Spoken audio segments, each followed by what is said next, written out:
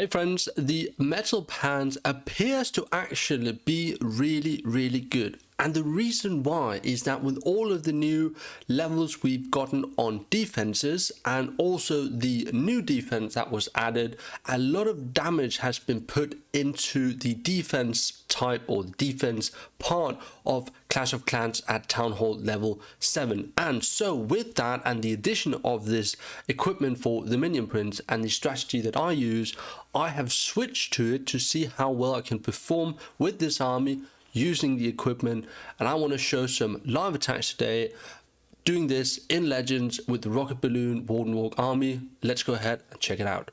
If you have not seen the other videos, I've showcased this strategy in quickly just for you, the army right here, scrolling through so that you can see it. Main compartments or main things in this army are the healers and the rocket balloons.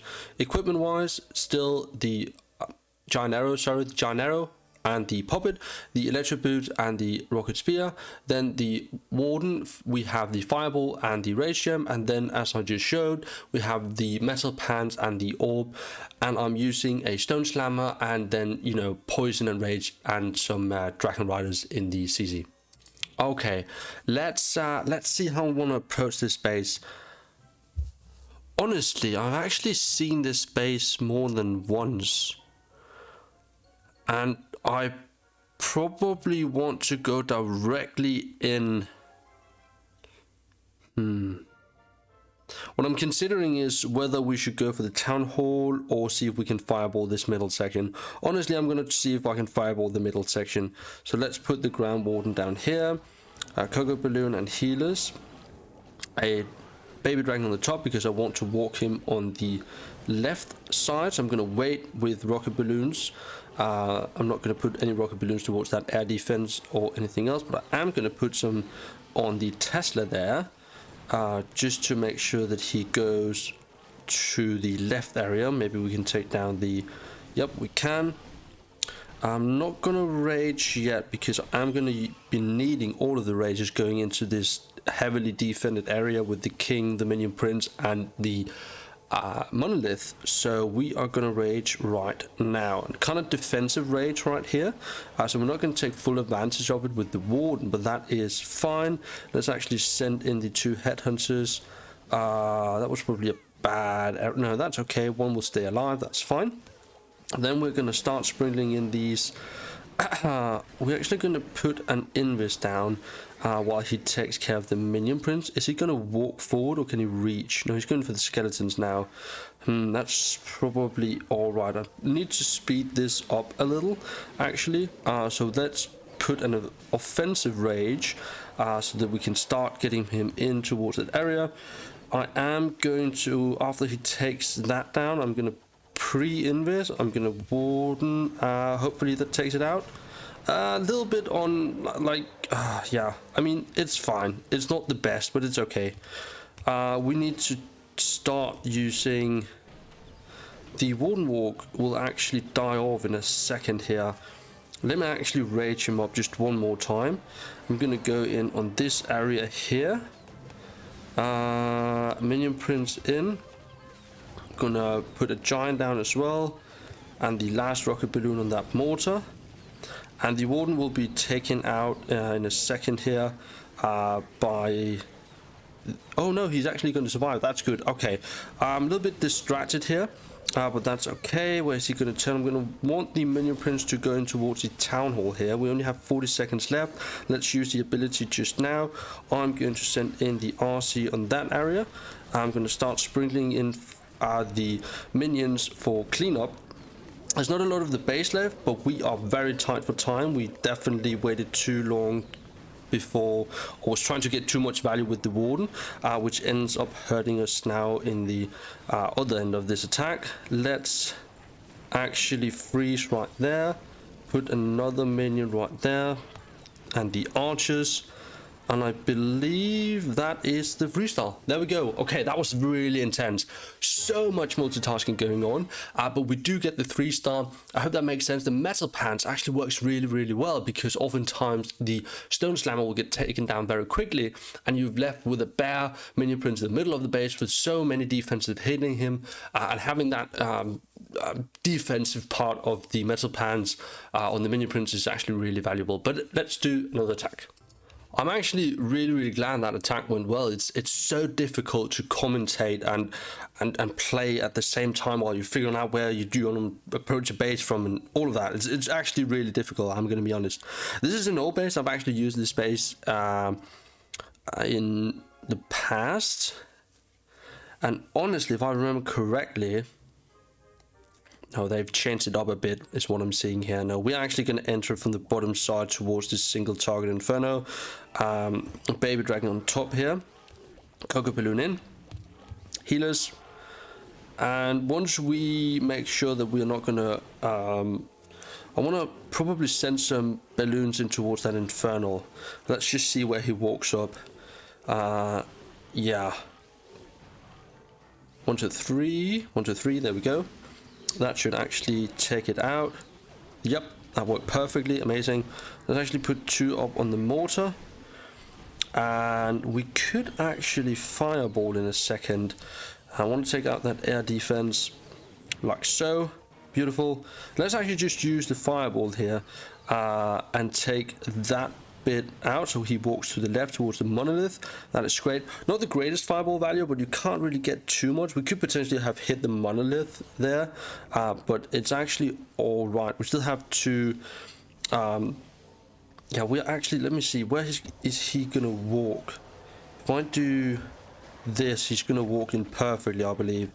Let's just see. Yeah, that looks good. And then 2 minions to support on that area. 1, 2, 3 to take out the multi-archer tower. That should work. Another one of the minions to take out the skeleton traps, and then 2 more for the mortar, and another rage just to make sure that he stays alive.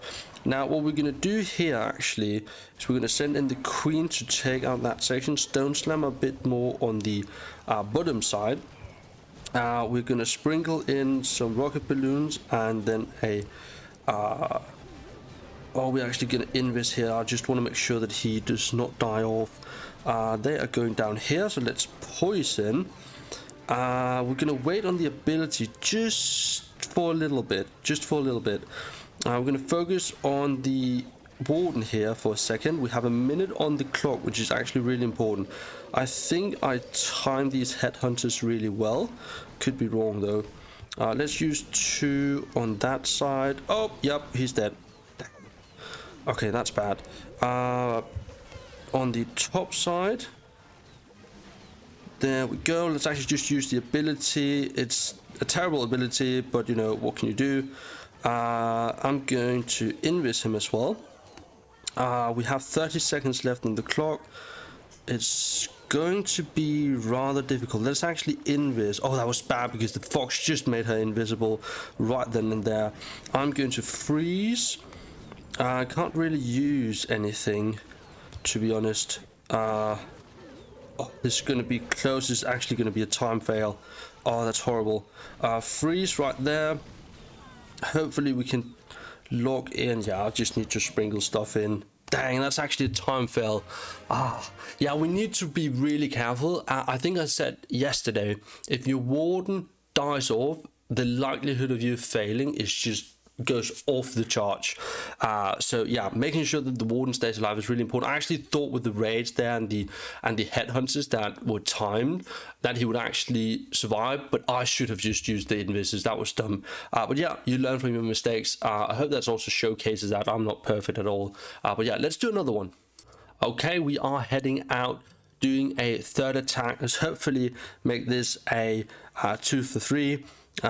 We can potentially, honestly, what happens if we take out this left side right by this scatter shot, then fireball with an invis in towards this infernal tower. I think that's actually good. Yeah, we could probably make something happen right there.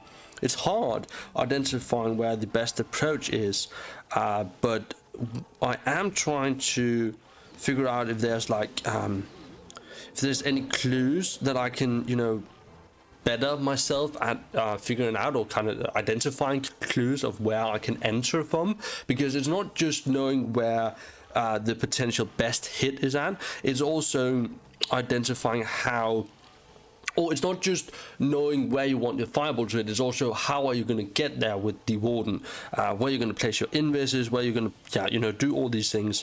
Let's actually do something here that I'm not typically yeah, just because I want to take out the RC and the archer tower there, just so he walks towards the right.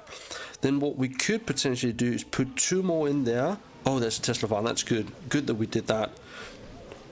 I'm gonna rage run once more, and I'm gonna put down that right there. We are going to invis, and then we're going to fireball. And that takes out most of that section right there. There we go. That is just fine. Then on the left side, we could just put down this right here. Let's actually put down a Valkyrie as well. Now we want to send in the Queen right there. Stone Slammer and Minion Prince just behind. Sprinkle in a little bit. We want to make sure the Warden is kept alive, so we rage.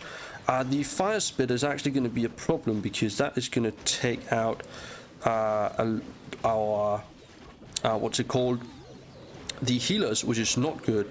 Let's use the Minion Prince ability in a second here. Please take out that fire spitter, thank you. Let's actually just go ahead. Oh, I want to rage in a second, but let's put the RC on the top. Let's put the okay, we triggered the invis. That's actually really good. He will. Oh, that's a good Minion Prince ability. That's actually really good Minion Prince ability. That might actually save us in the long run here.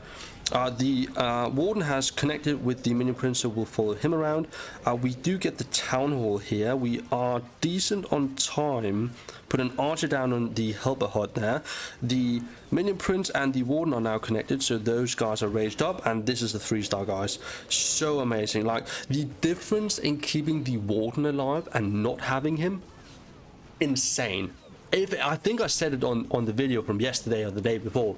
If anything that you should be keeping alive and focus on is the Warden. If you're keeping him alive, basically anything else can just go ahead and do their thing.